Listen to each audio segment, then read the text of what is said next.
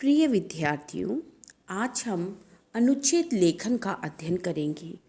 अनुच्छेद लेखन करते समय आपको कुछ विशेष बातों का ध्यान रखना अनिवार्य है। जैसे अनुच्छेद लिखते समय पहले रूपरेखा बनानी चाहिए या संकेत बिंदु आदि बनाने चाहिए।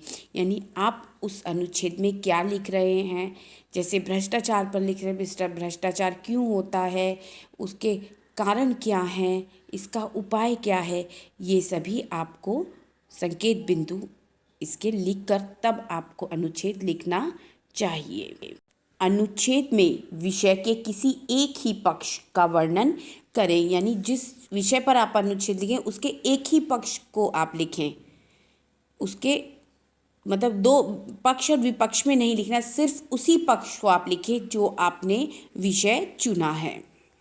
आपकी भाषा सरल, स्पष्ट और प्रभावशाली होनी चाहिए ताकि समीक्षक या पढ़ने वाला अपने अनुच्छेद से प्रभावित हो सके। यानी जो आपकी भाषा है, जो लिखने के जो शब्द आप प्रयोग कर रहे हैं वो सरल होने चाहिए और सशक्त होने चाहिए, ताकि पढ़ने वाला जो उसे चेक करे या जो पढ़ने वाला है वह उसे सरलता से समझ सके और आप एक प्रभावशाली अनुच्छेद लिख सके। अनुच्छेद लिखते समय इस बात का विशेष रूप से ध्यान रखें कि एक ही बात को बार बार ना दोहराएं। अनावश्यक विस्तार से बचें, लेकिन विषय से ना हटें। यानी आप जिस विषय पर लिख रहे हैं वो ध्यान में लेकर उसे लिखें। ऐसा नहीं कि ज़्यादा लिखने के चक्कर में आप विषय से भटक जाएं। अनुच्छेद लिखते समय आप अपनी शब्द सीमा को ध्यान में रखकर ही अनुच्छेद लिखें। आपको सीमित शब्दों में अनुच्छेद लिखना है, प्रभावशाली भाषा में अनुच्छेद लिखना है, सरल एवं प्रभावशाली भाषा में, और उसमें सभी संकेत बिंदु को उसमें स्थान देना है।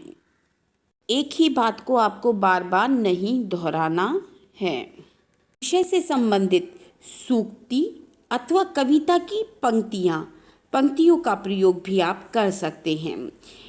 इससे आपका अनुच्छेद बहुत ही अधिक प्रभावशाली एवं रोचक लगेगा। आपको अगर सूक्तियाँ याद हैं, छोटी सूक्तियाँ, तो वह आप इसमें लिख सकते हैं, या कोई कविता की 2 पंक्तियाँ या 3 पंक्तियाँ आप अनुच्छेद में लिख सकते हैं।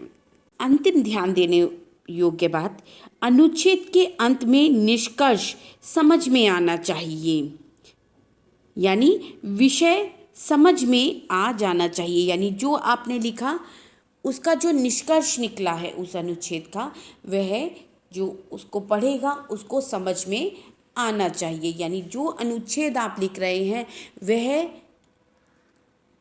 सीमित शब्दों में अपनी बात पूर्णतः कह पाए, तभी वह एक अच्छा अनुच्छेद का उदाहरण बन पाएगा।